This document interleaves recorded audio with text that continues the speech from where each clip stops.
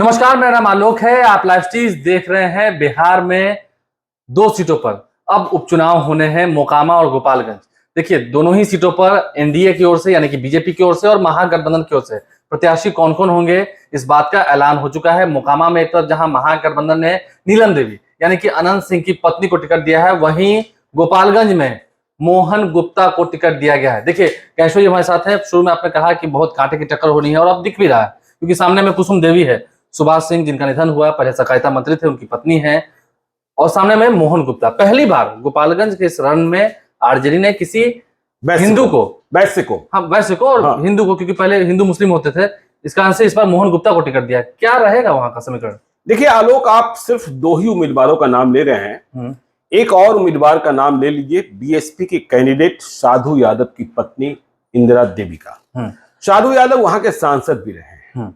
तो खैर देखिए, यह लड़ाई त्रिकोणीय होगा, आमने सामने होगा, यह तो आने वाले दिनों में मालूम होगा। लेकिन देखिए, जैसा आपने कहा, 2 बड़े गठबंधन के उम्मीदवार और बसपा। देखिए, बसपा का जो वोट बैंक है वह यादवों का वोट बैंक नहीं है, लेकिन साधु यादव एक बड़े नाम है, लालू परिवार से रिश्ता है। लेकिन हाँ, आजकल रिश्ता खराब है, यह भी आपको पता है। तो देखिए, हमें यह लगता है कि जिस तरीके से मोहन गुप्ता को उम्मीदवार बनाया गया, आपने कहा कि नया प्रयोग किया तेजस्वी यादव और लालू यादव ने, एक वैश्य को देखिए वोट बैंक को साधने की कोशिश की गई है।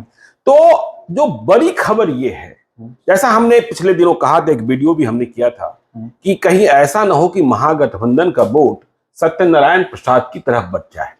तो आज तेजस्वी यादव को पहली जीत मिली है गोपालगंज में, और यह जीत हम इस रूप में देख रहे हैं कि आरजेडी से टिकट के प्रबल दावेदार रियाजुल हक राजू भी थे।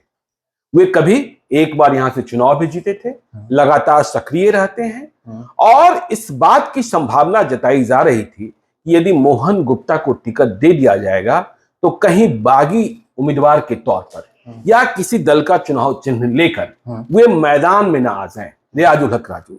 लेकिन जब कल उम्मीदवारी का ऐलान हो गया तो हमने रात में रियाजुल हक राजू से बात की थी। तो रियाजुल हक राजू ने कहा कि नहीं, मैं चुनाव नहीं लड़ूंगा, मैं लालू यादव और तेजस्वी यादव के फैसले के साथ हूं। और आज हमने यह भी देखा कि जब मोहन गुप्ता को सिंबल दिया जा रहा था, राबड़ी देवी सिंबल दे रही थी, भोला यादव फिर से आ गए हैं, आपने देखा ही, तो वहां रियाजुल हक राजू भी रहे, मौजूद थे। साथ में वहां देवदत्त प्रसाद की जो पुत्र हैं विधायक प्रेम शंकर यादव, वे भी थे। और इसके बाद मोहन गुप्ता रवाना हो गए वहां महागठबंधन की बैठक। तो ये तेजस्वी की पहली जीत है कि आरजेडी के भीतर से कोई मुसलमान उम्मीदवार बागी के तौर पर खड़ा नहीं हो रहा है। लेकिन देखिए, संभावनाएं और जो चुनौतियां हैं, जैसा आप जानते हैं कि 2005 के दूसरे चुनाव के बाद से या दूसरे चुनाव से ही वहां कभी बीजेपी को कोई हरा नहीं पाया है। सुभाष सिंह जो थे लगातार चुनाव जीते। लोग कहते हैं कि उनका व्यक्तित्व भी इतना अच्छा था, काफी सरल। चलिए, व्यक्तित्व और जो समीकरण होते हैं, जब 2015 में महागठबंधन मतलब लालू यादव, कांग्रेस और नीतीश कुमार साथ चुनाव लड़े थे, तब भी सुभाष सिंह ही चुनाव जीते थे। तो चुनौती तो है, लेकिन हाँ, तेजस्वी यादव ने नया प्रयोग किया। अब इस प्रयोग में मुसलमानों का गुस्सा हमें पिछले दिनों दिखा था कि आप किसी गैर मुसलमान को टिकट क्यों दे रहे हैं, जबकि एस्टैब्लिश है कि महागठबंधन का उम्मीदवार वहां गोपालगंज में मुसलमान ही होता है। लेकिन देखिए, जो बीजेपी के सामने चुनौतियां हैं या बीजेपी से चुनौतियां हैं, मुसलमान समझते हैं कि यदि हमने वोट देने में कोई गलती की तो इसका फायदा किसको मिलेगा। इसका एहसास उन्हें 2020 के चुनाव में भी रहा। देखिए, 2020 के चुनाव में ऐसा हुआ कि सीट कांग्रेस के खाते में गई। अब्दुल गफूर के पौत्र को अंतिम दिन चुनाव लड़ने के लिए वहां भेजा गया था। परिणाम यह निकला कि सुभाष सिंह चुनाव जीते, दूसरे नंबर पर साधु यादव आ गए थे और तीसरे नंबर पर अब्दुल गफूर के पौत्र आए थे। तो अब देखिए, मुसलमानों में किस तरीके की एकजुटता होती है बीजेपी को हराने के लिए। लेकिन एक खबर यह भी आ रही है, इस खबर पर भी हमें और आपको नजर रखनी होगी कि ओवैसी की पार्टी वहां उम्मीदवार उतार सकती है, एआईएमआईएम। क्योंकि देखिए, आपको पता है कि गोपालगंज विधानसभा क्षेत्र में सबसे बड़ी आबादी, सबसे अधिक मतदाता मुसलमानों की ही है। लेकिन ओवैसी की पार्टी क्या करेगी क्या नहीं करेगी, मुसलमान भी समझते हैं कि ओवैसी की पार्टी की संभावनाएं क्या होती हैं और हिडन में क्या होता है, मतलब पर्दे के पीछे क्या होता है, क्या एजेंडा होता है, क्या होता है। आपने देखा भी कि जो सीमांचल में उनके जो 5 विधायक जीते थे उनमें से 4 बाद में आरजेडी में आ गए। उन्होंने कहा कि हमको लोकतंत्र को बचाना है, इसे आस्था की बात कह दी और बहुत तो मुसलमान जागृत हैं। तो यह देखना होगा कि मुसलमानों का जो वोट बैंक है वह किस रूप में महागठबंधन को, देखिए वे बहुत तेज गति से वोट देते हैं, चुनाव के दिन बूथों पर उनकी उपस्थिति बहुत सक्रिय होती है। अब देखिए तेजस्वी यादव की परीक्षा, देखिए पहली जीत तो उन्होंने हासिल कर ली कि रियाजुल हक राजू को मना लिया और कोई बागी मुसलमान उम्मीदवार खड़ा नहीं हो रहा है और कोई बागी यादव उम्मीदवार भी खड़ा नहीं हो रहा है। लेकिन साधु यादव देखिए एक चुनौती बनेंगे और यदि हम 2020 के नतीजे को देखें तो करीब 41,000 वोट साधु यादव को आए थे, 41,000 और 36,000 इन्हें अब्दुल गफूर के पौत्र को। फिर भी सुभाष सिंह चुनाव जीते थे और बड़े अंतर से जीते थे, दोनों को मिला लेते तब भी मामूली अंतर से वो चुनाव जीते थे। तो साधु यादव गोपालगंज के सांसद भी रहे, साधु यादव वहां लगातार सक्रिय रहे हैं। आपको मालूम है कि कानूनी पचड़ा है, इसलिए साधु यादव खुद चुनाव नहीं लड़ रहे हैं। साधु यादव ने अपनी पत्नी इंदिरा देवी को मैदान में उतारा है। तो साधु यादव के रिश्ते तो सभी से हैं, साधु यादव को जानते भी सभी हैं और बसपा का वोट बैंक जैसा हमने कहा यादवों का नहीं है। यदि आप उत्तर प्रदेश में चुनाव हो रहे थे तो आपने देखा वहां वोटों का जो विभाजन था वो कैसे था, सपा में, बीजेपी में और बसपा में, और बसपा के कारण किसको फायदा हुआ किसको नुकसान हुआ। तो बसपा के साथ देखिए दलित जाति में वोट है, लेकिन साधु यादव कितना मत ले पाते हैं यादवों का, क्या 2020 की तरह हुआ इतनी बड़ी चुनौती उपस्थित कर पाएंगे, क्योंकि महागठबंधन बन गया बिहार में, ये भी लोग मैं उसी बात पर आ रहा हूं। और आप देख रहे हैं कि चुनाव की घोषणा के पहले से ही तेजस्वी यादव गोपालगंज में सक्रिय हो गए थे और वे थावे मंदिर गए थे। थावे मंदिर भी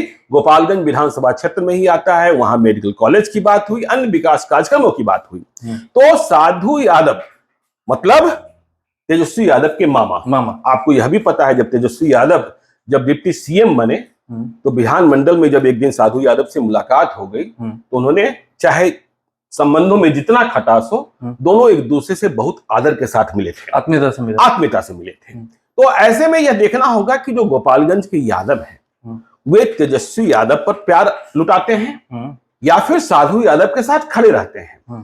तेजस्वी यादव अपने नेतृत्व को साबित करने के लिए, देखिए जब चुनाव प्रचार चल रहा होगा, चुनाव प्रचार चरम पर होगा, तब लालू यादव नहीं होंगे इंडिया में, वे इलाज कराने सिंगापुर चले गए हैं। तो देखिए महागठबंधन की ताकत तो बढ़ ही गई, नीतीश कुमार आए हैं, वहां कुशवाहा मतदाता भी हैं। तो तेजस्वी और नीतीश यह दोनों कोशिश करेंगे कि वहां चुनाव आमने सामने का हो, चुनाव में कोई तीसरा को न बने।